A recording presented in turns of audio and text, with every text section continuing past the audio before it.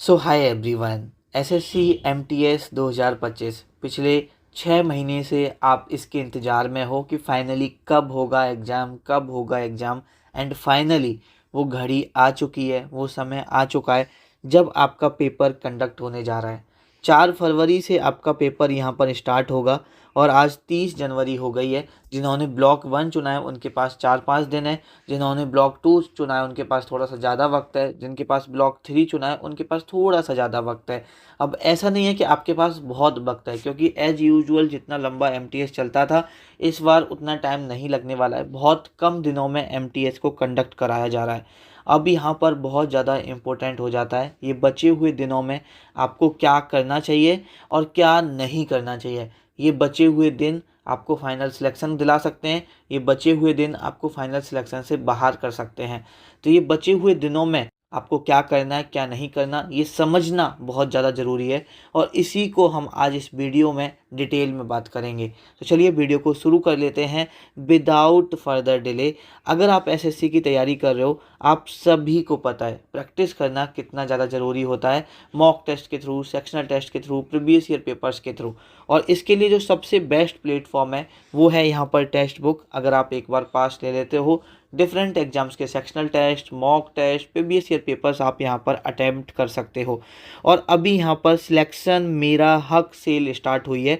30 जनवरी शाम 6 बजे से ये सेल स्टार्ट हुई है और ये 31 जनवरी तक चलेगी।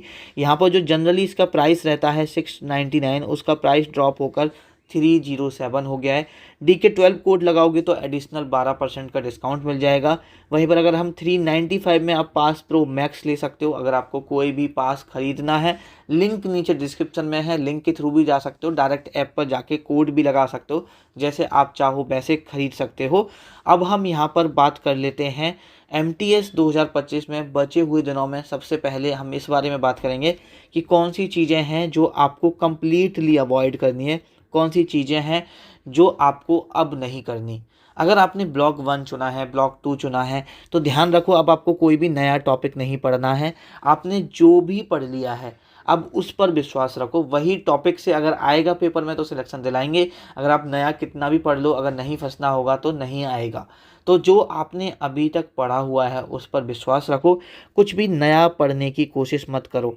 अब इस चीज़ में मत रहो कि मेरा तो ये टॉपिक भी रह गया, मेरा तो ये टॉपिक भी रह गया। हाँ, बहुत ज़्यादा इंपॉर्टेंट टॉपिक है, जैसे स्पेस मिशन है, करंट अफेयर वाला कोई सेक्शन है, या आपने क्रिमिनल लॉज अभी तक नहीं करे। सबसे पहले तो आपकी बहुत बड़ी गलती है, क्योंकि 2 महीने पहले ही पता चल चुका है कि कौन कौन से टॉपिक इंपॉर्टेंट है। तो आई होप कि वो टॉपिक आपने अच्छे से कर लिए होंगे। अब कोई एक क्वेश्चन आ गया, कोई नया टॉपिक करने की अब ज़रूरत नहीं है। बेसिकली अब आपको ये ध्यान रखना है, क्योंकि नया टॉपिक स्टोर करने जाओगे दिमाग में, पुराना जो टॉपिक होगा वो दिमाग से निकल जाएगा। तो आपको पुराना दिमाग से नहीं निकालना है, आपको नया टॉपिक नहीं पढ़ना है। एंड सेकंड थिंग, अब आपको सिलेबस को कंप्लीट करने के पीछे नहीं भागना है। सपोज आपका कोई टॉपिक रह गया है, सपोज आपका कोई सब्जेक्ट रह गया है, अब आपके पास उतना वक्त नहीं है कि आप उस सब्जेक्ट को या उस टॉपिक को कवर करो। अब आपने जितना पढ़ा है उसी को रिवीजन करो। ऐसा ना हो कि ये सब्जेक्ट या ये टॉपिक कोई रह गया, इसको कंप्लीट करने के चक्कर में जो पढ़ा उसको भी रिवीजन ना कर पाओ। तो अब सिलेबस कंप्लीट नहीं करना। अब सिलेबस कंप्लीट जितना होना था मेरे भाई हो चुका है। अब आपका अगर किसी बच्चे का 20, 30, 40, 50% ही हुआ है तो भाई फिर आप रेस में ही नहीं हो, आप तो वैसे ही बाहर हो। अगर आपका कोई एक सब्जेक्ट रह गया, आपको लग रहा है यार ये नहीं हो रहा है मुझसे, ये छोड़ देता हूँ, तो छोड़ दीजिए। अब सिलेक्शन नया पढ़ने से नहीं होगा, अब सिलेक्शन जो पुराना पढ़ा हुआ है उससे होगा, उसके रिवीजन से होगा। आपने जितना पढ़ा हुआ है उतना ही रिवाइज करो, नया पढ़ने की कोशिश मत करो, सिलेबस कंप्लीट करने की कोशिश मत करो। क्योंकि अब इन बचे हुए दिनों में सिलेबस कंप्लीट तो होने से रहा, जो आपने पढ़ा हुआ है वो भी बेकार चला जाएगा। तो जितना अभी तक आप पढ़ चुके हो उसी का आपको रिवीजन देना है। उसके बाद आपको मॉक टेस्ट से अपने आप को कंपेयर नहीं करना है। अगर आप मॉक टेस्ट लगा रहे हो, प्रीवियस ईयर पेपर लगा रहे हो, आपके 60 नंबर आ रहे हैं, कभी 70 नंबर आ रहे हैं, कभी 80 आ रहे हैं, कभी कितने भी आपके मार्क्स आ रहे हैं, इन मार्क्स के बेसिस पर आपको खुद को जज नहीं करना है, इन मार्क्स से खुद को कंपैरिजन नहीं करना है, इन मार्क्स के बेसिस पर आपको डिसीजन नहीं लेना है। ये मैं बहुत बड़ी बात बोल रहा हूँ, अगर आप इसे समझ जाओ तो ऐसे बच्चे थे एमटीएस 2022 में, एमटीएस 2023 में, एमटीएस 2024 में, जहां पर उनके मॉक में 60, 70, 80, 90 ऐसे ही मार्क्स आते रहे, लेकिन उन्होंने फाइनल सिलेक्शन लिया। 120 नंबर लेके आया था एक लड़का, हमारे ही बैच से था, एमटीएस 2024 का। उसके बोल रहा था भैया मेरे कभी 70-80 नंबर नहीं आए, लास्ट डेज में जो आपने वन शॉट कराए थे वो देखे और वो पढ़ा हुआ फंस गया। तो ऐसा नहीं कह रहा कि हमने बहुत अच्छा पढ़ाया था, कहीं ना कहीं आपका लक भी मैटर करेगा कि जो पढ़ा है, जहाँ से भी आपने पढ़ा है, हम सिर्फ अर्जुन बैच की बात नहीं कर रहे, आपने जहाँ से भी पढ़ा है उस पर रिलाय करो। अब अगर आपने कहीं से जीके पढ़ी है तो मैं बिल्कुल गाइड नहीं करूँगा कि नहीं भैया मेरे वन शॉट भी देख लो, उसी को रिवाइज करो। अब आपको नया पढ़ने की, मेरे भाई, रिवीजन, नया पढ़ने की ज़रूरत नहीं है, रिवीजन की ज़रूरत है। आज आपके कहीं से भी कैसे भी आपने पढ़ा है उस पर विश्वास रखो। आज आपके कितने भी मार्क्स आ रहे हैं, 70 नंबर आ रहे हैं, 80 नंबर आ रहे हैं, 60 नंबर आ रहे हैं, इन मार्क्स के बेसिस पर खुद को जज मत करना। इन मार्क्स के बेसिस पर ये मत सोच लेना, इन मार्क्स के बेसिस पर ये डिसाइड नहीं कर लेना कि आपका सिलेक्शन नहीं होगा। ये मॉक के मार्क्स, ये जो फेलियर है, ये तैयार करता है फाइनल सिलेक्शन के लिए। बहुत सारे बच्चे होते हैं मॉक में उतना अच्छा परफॉर्म नहीं कर पाते। किसी भी टॉपर से जाके पूछना जिसने बहुत अच्छा स्कोर किया, चाहे एमटीएस में, चाहे सीएचएसएल में, क्या सीजीएल में, उससे पूछना क्या भैया आपके इतने आते थे मार्क्स, क्या आप मॉक में भी इतना ही करते थे, क्या आपको पता था आप टॉपर बनेंगे। अब कोई भी बंदा जो जेन्युइन बंदा होगा कभी नहीं बोलेगा कि भाई मुझे पता था मैं टॉपर बनूंगा। हाँ, बहुत सारे बच्चों को ये लग जाता है कि हाँ यार इस बार मेरा सिलेक्शन होगा। जब मॉक टेस्ट में आप बहुत अच्छा स्कोर कर रहे होते हैं तो कॉन्फिडेंस आ जाता है, नो डाउट लग जाता है कि अगर आप सीजीएल कर रहे हो तो हाँ यार इस बार इंस्पेक्टर मिल सकता है, लेकिन मैं टॉपर बनूंगा ये किसी को नहीं पता होती। ये उस दिन, जिस दिन आप पेपर देने जा रहे हो, वो दिन मैटर करता है। वो दिन डिसाइड करता है कि उस दिन आपका पेपर कैसा होगा। चाहे आज हम बोलते हैं कि एमटीएस लक बेस्ड है, आज आप सीजीएल उठा के देख लो, सीजीएल में इस बार का पेपर उठा के देख लो, बहुत सारे बच्चे ऐसे थे बहुत पढ़े तब भी उतना अच्छा नहीं कर पाए, बहुत सारे बच्चे ऐसे थे बहुत कम पढ़े, ना के बराबर पढ़े, फिर भी बहुत अच्छा परफॉर्म करके आए हैं। बहुत सारे बच्चे ऐसे हैं कि जो दिन रात पढ़ के गए लेकिन उनका उतना अच्छा परफॉर्म नहीं हुआ। तो लक बेस्ड भी चीज़ें मैटर करती हैं। और बहुत सारे बच्चे ऐसे होते हैं जो फाइनल सिलेक्शन लेते हैं, उन्हें नहीं पता होता कि उनका फाइनल सिलेक्शन हो जाएगा, क्योंकि मॉक टेस्ट में उनका परफॉर्मेंस उतना अच्छा नहीं होता। तो मैं वही बता रहा हूँ कि ये जो मॉक टेस्ट के मार्क्स हैं, ये कभी भी आपके फाइनल सिलेक्शन को डिसाइड नहीं करते हैं। देखो, मतलब सच है लेकिन थोड़ा सा कड़वा है। बहुत सारे बच्चे हैं जो मॉक में हो सकता है कि 110 120 ला रहे हो, इनकी भी प्रोबेबिलिटी है कि उनका सिलेक्शन 1% या 10% या 20% प्रोबेबिलिटी है कि उन बच्चों का भी सिलेक्शन ना हो। क्योंकि ये समझना बहुत ज़्यादा ज़रूरी है कि जो मॉक टेस्ट की परफॉर्मेंस है, जो एक्चुअल पेपर की परफॉर्मेंस है, जो एक्चुअल दिन होता है जिस दिन आप पेपर देने बैठ रहे हो, उस दिन आपका माइंडसेट कैसा है, कितना आपका पढ़ा हुआ आता है, वो मैटर करता है। और वो हर एग्ज़ाम में मैटर करता है, और एमटीएस जैसे एग्ज़ाम में और ज़्यादा मैटर करता है। तो ये मैं जो बात बता रहा हूँ ना, ये बहुत इंपॉर्टेंट है आपको समझनी, ये समझ लेना। उसके बाद अगर आप किसी भी टेलीग्राम के डिस्कशन ग्रुप में हो जहाँ पर डिस्कशन होता है, देखो मेरे पास बहुत रिक्वेस्ट आती हैं कि भैया एक ग्रुप बनाओ जहाँ पर बच्चे मैसेज कर पाएँ, जहाँ पर हम लोग मैसेज कर पाएँ, जहाँ पर हम डिस्कशन कर पाएँ, एक दूसरे से बातें कर पाएँ। कभी उस चीज़ पर ऐसा नहीं है कि वो मैंने आपके मैसेजेस देखे नहीं, कभी ऐसा नहीं वो मैंने आपके कमेंट्स में पढ़े ही नहीं। हर एक कमेंट आपका पढ़ा जाता है, हर एक मैसेज आपका पढ़ा जाता है, कोई भी इंपॉर्टेंट मैसेज होता है उस पर रिएक्ट किया जाता है, लेकिन कभी डिस्कशन ग्रुप नहीं बनाया गया। क्योंकि मेरे इतने सालों का, या जो और सीनियर्स लोग हैं उन सभी का, अगर उनसे आप बात करोगे, एक एक्सपीरियंस निकल के आया है कि कभी जो डिस्कशन ग्रुप होते हैं ना, वो आपका टाइम बर्बाद करते हैं, कभी भी वो आपकी प्रॉब्लम का सॉल्यूशन नहीं होते, आपको हमेशा पढ़ाई में डिस्टरबेंस होगा। अब अगर आप डिस्कशन ग्रुप में होंगे, मेरे 110 आ रहे हैं, मेरे 90 आ रहे हैं, मेरे 200 आ रहे हैं, मेरे 150 आ रहे हैं, मेरे तो 130 आ रहे हैं, ऐसी बातें वहाँ पर होंगी, और वही आपको डीमोटिवेट करेंगी, वही आपको परेशान करेंगी। आप ये क्वेश्चन नहीं आ रहा, चलो ग्रुप में भेज देता हूँ, इस बारे में डिस्कशन कर लेता हूँ, अरे मैं इस टॉपिक के बारे में डिस्कशन कर लेता हूँ, अरे ग्रुप में ये चैट देख लेता हूँ, ये क्या कह रहा है। भाई अगर आप किसी भी टेलीग्राम डिस्कशन ग्रुप में हो, I humble request to you, please leave that group. आपको डिस्कशन ग्रुप में आज के टाइम में आपको कोई चीज़ नहीं आती, आप गूगल करो, चैट जीपीटी करो, यूट्यूब पे कोई वीडियो देख लो 2 मिनट की, 5 मिनट की। ऑलमोस्ट जितनी भी आपकी प्रॉब्लम है, हर एक प्रॉब्लम पे, छोटी से छोटी प्रॉब्लम पे, बहुत सारे बच्चे बोलते हैं भैया आप छोटी सी प्रॉब्लम पे भी वीडियो बना देते हो, लेकिन मुझे पता है ये किसी बच्चे के लिए छोटी प्रॉब्लम हो सकती है, किसी बच्चे के लिए बहुत बड़ी प्रॉब्लम हो सकती है। तो हर एक वीडियो पर एमटीएस से रिगार्डिंग हर एक चीज़ पर आपको इस चैनल पर सॉल्यूशन मिल जाएगा। हर एक चीज़ के प्रॉब्लम के रिगार्डिंग आपको सॉल्यूशन मिल जाएगा। कॉन्टैक्ट नंबर है, व्हाट्सएप नंबर है, आप उस पर भी मैसेज कर दीजिए, हमारी टीम वहाँ भी रिप्लाई कर देती है। वहाँ भी अगर उनको उतना समझ में आता है तो वो बता देते हैं। अगर तुम्हारा बहुत इंपॉर्टेंट क्वेरी होता है तो वो मुझ तक भी फॉरवर्ड करते हैं। तो ऐसा नहीं है कि आप डिस्कशन ग्रुप में अवॉइड कर देंगे तो ऐसा आपके दिमाग से ऐसा क्या गॉसिप हो जाएगी, ऐसी क्या, क्योंकि हम सबको गॉसिप की आदत पड़ चुकी है ना। तो वो गॉसिप की आदत हटाओ, उस ग्रुप को लीव करो और अपना पढ़ाई पे ही ध्यान दो। तो आपको किसी भी टेलीग्राम ग्रुप में इस वक्त नहीं होना चाहिए। Continuously mock test, sectional test अब आपको नहीं लगाने। वो टाइम गए जब मैं आपको बोलता था कि भाई 4-4 इंग्लिश के सेक्शनल टेस्ट लगाओ, इतने जीके के लगाओ, फुल मॉक लगाओ, प्रीवियस ईयर पेपर लगाओ। अब वो वक्त नहीं रहा। वो एक टाइम था अभी तक कि आपको लगाने थे। अब आपको मॉक टेस्ट कंटिन्यूसली नहीं लगाने, सेक्शनल टेस्ट कंटिन्यूसली नहीं लगाने। हाँ, आपका रिवीजन प्रॉपर हो चुका है, रिवीजन प्रॉपर चल रहा है, सारी चीज़ें हो चुकी हैं, डेफिनेटली गो फॉर डैट कि आप सेक्शनल टेस्ट लगाओ, मॉक टेस्ट लगाओ। लेकिन अगर आपकी यही चीज़ें अभी कंप्लीट नहीं है तो अवॉइड करो डेली मॉक लगाना, और ट्राई करो कि 5 दिन पहले पेपर से तो बिल्कुल कुछ नहीं लगाना। सेक्शनल टेस्ट भले ही लगाओ, इंग्लिश के सेक्शनल टेस्ट लगा लो, जीके के सेक्शनल टेस्ट भी नहीं लगाने। इंग्लिश के सेक्शनल टेस्ट लगाते रहो, रिवीजन करते रहो, जीके का रिवीजन करते रहो, 45 ग्रामर रूल जो कराए उनका रिवीजन करते रहो, वोकेबलरी का रिवीजन करते रहो। लेकिन अब कंटिन्यूसली एक एक दिन में 2-2 3-3 मॉक ही लगा रहे हैं, पूरे दिन मॉक ही लगा रहे हैं, ऐसा नहीं करना। ये मिस्टेक सबसे बड़ी है, ये अवॉइड करनी है आपको। उसके बाद चाहे आप पढ़ाई की वजह से, चाहे आप मोबाइल चला रहे हो, चाहे आप किसी भी वजह से, आपको इतना भी नहीं पढ़ना कि आप प्रॉपर नींद नहीं ले रहे। आपको ऐसा नहीं है कि रात पर, दिन में अच्छा पढ़ लिया, अब रात में 4 घंटे फ़ोन चला लेते हैं। भाई इस वक्त अगर आप 7 से 8 घंटा नहीं सो रहे हो तो दिक्कत वाली बात है। आपको अपना स्लीप पर प्रॉपर फोकस करना है, आपको इनकम्प्लीट स्लीप नहीं लेनी है।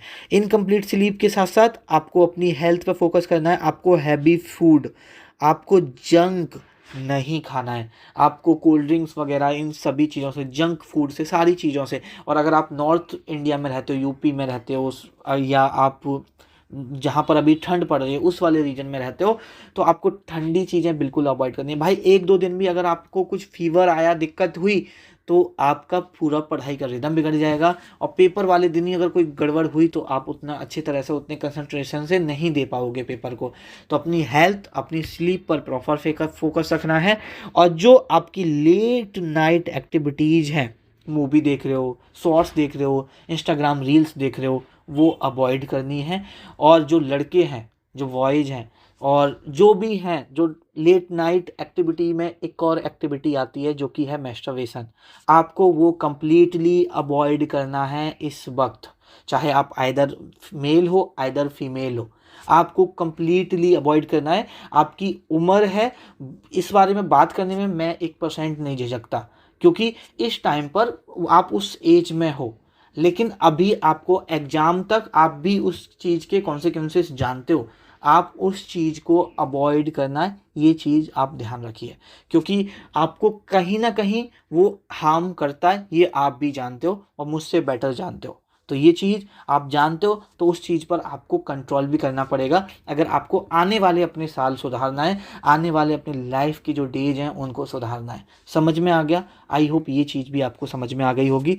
ये हमने बातें की कि हमें कौन सी चीज़ें अवॉइड करनी हैं। अब हम यहाँ पर बातें करेंगे कि कौन सी चीज़ें हैं जो आपको करनी है। देखो, इस वक्त आपको बहुत नहीं पढ़ना है। बहुत पढ़ने का मतलब ऐसा नहीं कि 2 घंटे पढ़ लो, 3 घंटे पढ़ लो, 6-7-8 घंटे आपको पढ़ाई करनी है। लेकिन इतना भी नहीं करना कि आप परेशान हो जाओ। देखो, इस वक्त आपके दिमाग में ये आ रहा है ना कि आपने ये नहीं पढ़ा, आपने वो नहीं पढ़ा, अरे ये रह गया, अरे ये कैसे होगा, अरे यार मुझे तो कुछ याद ही नहीं है। इसका मतलब आपकी तैयारी बहुत अच्छी है। जिस बच्चे को ऐसा लग रहा है मैंने तो सब कुछ पढ़ा हुआ है, इसका मतलब भाई तुमने कुछ पढ़ा ही नहीं है। जिस बच्चे को ये लग रहा है ना कि मैंने बहुत कुछ मतलब मुझे याद ही नहीं आ रहा, मैंने मतलब अगर आपने बहुत पढ़ा है और आपको लग रहा है यार ये भी याद नहीं है, ये भी लिखना, पेपर वाले दिन बैठना, आपको सब याद आएगा, बस रिवीजन करते रहो। इस टाइम पर स्टडी पे फोकस करना है, लेकिन स्टडी से ज़्यादा मेंटल स्टेबिलिटी पे फोकस करना है, माइंड पे फोकस करना है, दिमाग को स्थिर रखना है, घबराना नहीं है। जितना पढ़ा है उससे सिलेक्शन होगा। और ध्यान रखो यार, ईमानदारी से की हुई मेहनत कभी बेकार नहीं जाती है, हमेशा हर एक इंसान ने यही सिखाया है। मैंने अपनी लाइफ में यही सीखा, मेरे पेरेंट्स ने मेरी लाइफ में यही सिखाया है कि अगर तुम राइट डायरेक्शन में, राइट टाइम पर, राइट समय पर मेहनत कर रहे हो तो आप अपनी लाइफ में कुछ ना कुछ अच्छा जरूर करोगे। तो ये चीज़ दिमाग से निकाल दो, और ये डर भी निकाल दो कि अगर सिलेक्शन नहीं होगा, नहीं हुआ तो क्या। जब ये दिमाग में आ जाता है ना कि अगर सिलेक्शन नहीं हुआ तो क्या, तो भाई आप ना पूरा वो दिल दहक जाता है, पूरा शरीर दहक जाता है, उसको आपको सोचना नहीं है। और देखो, एक एग्जाम आपकी लाइफ डिसाइड नहीं करता, ये चीज़ ध्यान रखो। तो नहीं होगा तो कुछ कर लोगे, कुछ ना कुछ लाइफ में जरूर कर लोगे। इस डर से मैं तो बिल्कुल मत रहो, इस डर में तो बिल्कुल मत पड़ो कि अगर नहीं हुआ तो क्या। नहीं हुआ तो बहुत सारी चीज़ें हैं लाइफ में करने को, तो ये दिमाग से निकाल दो। ये एकदम काम होके, एकदम शांत होके पढ़ाई करो कि भाई होगा, मेरे खुद को विश्वास है। अगर 0.01% नहीं हुआ तो मैं कुछ ना कुछ तो ज़रूर कर लूँगा, जल्दी कुछ ना कुछ दूसरा एग्जाम निकाल लूँगा, या लाइफ में कुछ तो ज़रूर कर लूँगा।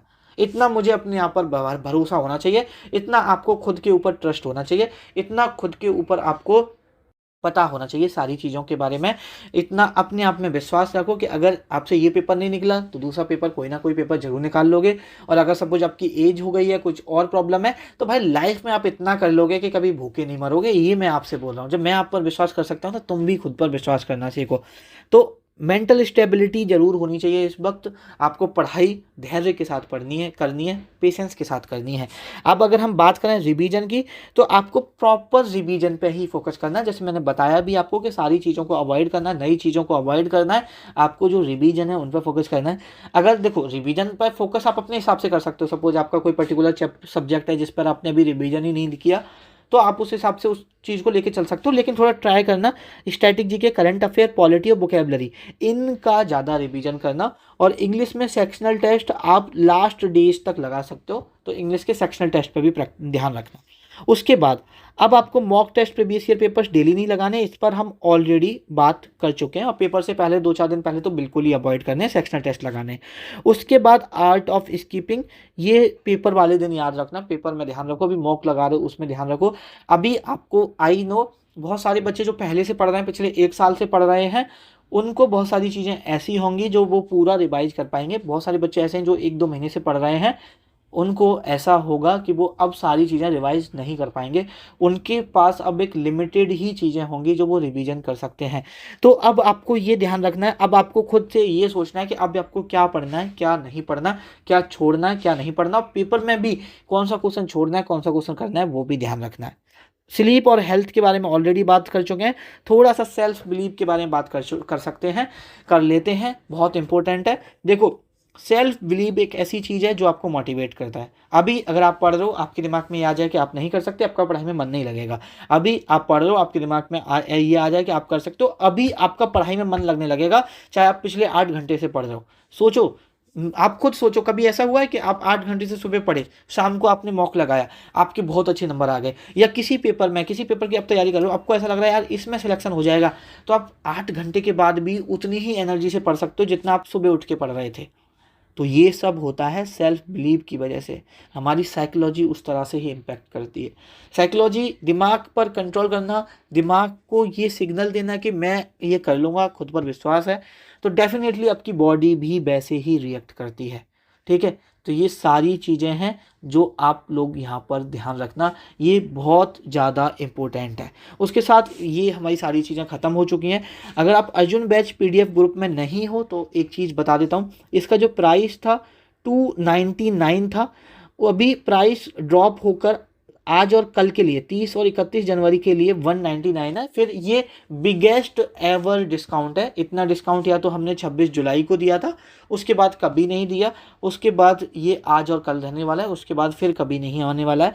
199 में आप PDF को परचेज कर सकते हो। अर्जुन बैच में मैं पिछले 1 साल से पढ़ा रहा हूँ। मैं फरवरी 2025 से आपको पढ़ा रहा हूँ, सिर्फ MTS के लिए पढ़ा रहा हूँ। पूरा साल मैंने सिर्फ MTS के लिए पढ़ाया है। पूरा स्टैटिक GK पढ़ाया है, उसकी PDF मिल जाएगी। हिस्ट्री पढ़ाया है, उसकी PDF मिल जाएगी। पॉलिटी पढ़ाया है, उसकी PDF मिल जाएगी। ज्योग्राफी पढ़ाया है, उसकी PDF मिल जाएगी। इकोनॉमिक्स पढ़ाया है, उसकी PDF मिल जाएगी। इन सभी की PDF हिंदी में अलग, इंग्लिश में अलग मिलेगी। तो आप किसी भी मीडियम से हो, आपको दिक्कत नहीं आएगी, दोनों में मिलेगी। जिसमें आप पढ़ना चाहते हो उसमें मिल जाएगी। बायोलॉजी, केमिस्ट्री, फिजिक्स इनकी मैराथन कराई है, इसकी PDF मिल जाएगी। 2 करंट अफेयर के वन शॉट कराए हैं, इसकी PDF मिल जाएगी। 45 ग्रामर रूल कराया है, इसकी PDF मिल जाएगी। एक एडिशनल ग्रामर टॉपिक की मैराथन कराई थी, जिसमें direct and direct, active passive voice, homonyms, figure of speech, fixed preposition, ये सब पढ़ाया था, उसकी PDF मिल जाएगी। कंप्लीट वोकेबलरी पढ़ाई थी, जिसमें 400 वन वर्ड, 300 सिनोनियम्स, 175 एंटोनियम्स, 400 इडियम्स, इसकी PDF मिल जाएगी। कंप्लीट फिक्स्ड प्रपोजिशन की PDF मिल जाएगी। गेम चेंजर सीरीज में जो 11 लेक्चर कराए हैं उसकी PDF मिल जाएगी। मैथ जो कराया था MTS के लिए वन शॉट, उसकी PDF मिल जाएगी। रीजनिंग के वन शॉट की PDF मिल जाएगी। इन सभी की PDF मिल जाएगी, हिंदी में अलग, इंग्लिश में अलग, डिजिटल प्रिंटेबल फॉर्मेट में। अगर आपको इनकी PDF चाहिए 9259699564, आपको इस नंबर पर व्हाट्सएप मैसेज करना है और बोलना है कि मुझे PDF चाहिए, और सर ने 199 बोला है, ऐसे बोल देना। तो वैसे अभी मैंने उनको बोल ही दिया है, ठीक है। आपको एक QR कोड भेजा जाएगा, आप उस पर 199 पे करके स्क्रीनशॉट भेज देना। विद इन 12 आवर आपको ऐड कर दिया जाएगा। पहले हम आपको 24 आवर में ऐड करते थे, लेकिन अभी विद इन 12 आवर, क्योंकि हम जितना जल्दी होगा उतना जल्दी ऐड कर देंगे, क्योंकि आई नो पेपर बहुत पास में, और अभी आपको PDF से पढ़ना बहुत ज़्यादा इंपॉर्टेंट है। PDF जितना जल्दी हो सके उतना जल्दी एक्सेस करना बहुत ज़्यादा इंपॉर्टेंट है। इस वीडियो को यहीं पर ख़त्म करते हैं। लास्ट टाइम एक बार फिर बोलूँगा कि आप कर सकते हो, खुद पर विश्वास रखो। आप सीरियसली मेरे भाई कर सकते हो, बस खुद पर विश्वास रखो और सही डायरेक्शन में पढ़ते रहो। आपसे मुलाकात होगी नेक्स्ट वीडियो में, तब तक के लिए पढ़ते रहिए, अपना ख्याल रखिए।